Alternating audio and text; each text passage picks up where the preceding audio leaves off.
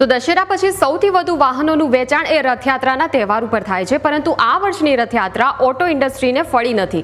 વિવિધ પ્રકારના કારણોસર ટુ વ્હીલર અને ફોર વ્હીલરના વેચાણમાં વધારો જોવા મળ્યો નથી.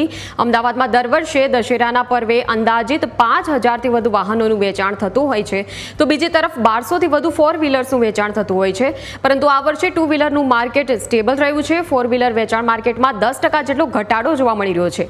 ત્યારે ગુજરાત ચેરમેન પ્રણવ શાહે જણાવ્યું હતું કે ગુજરાતનું માર્કેટ શેર બજાર પર નિર્ભર હોય છે. માર્કેટની અપડાઉનની અસર વેચાણ પર જોવા મળી છે. બીજી તરફ પ્લેન ક્રેશની દુર્ઘટના અમદાવાદમાં બની ઉપરાંત વોર ઝોનની પરિસ્થિતિને કારણે પણ લોકોએ નવું વાહન હાલમાં લેવાનું ટાળ્યું છે. રથયાત્રા એ અમદાવાદની ઓટોમોબાઈલ્સ ઇન્ડસ્ટ્રી માટે એક ખૂબ જ મહત્વનો દિવસ હોય છે. રથયાત્રાના દિવસે યુઝ્યુઅલી વર્ષના અંદર સેકન્ડ સૌથી હાઈએસ્ટ વેચાણ ઓટોમોબાઈલ્સના વ્હીકલ્સનું થતું હોય છે. સૌથી વધારે વેચાણ દશેરામાં થાય છે અને ત્યારબાદ રથયાત્રામાં. આ વર્ષની આપણે વાત કરીએ તો રથયાત્રાના દિવસે મોમેન્ટમ છેલ્લા 5 દિવસના અંદર સારી વધી.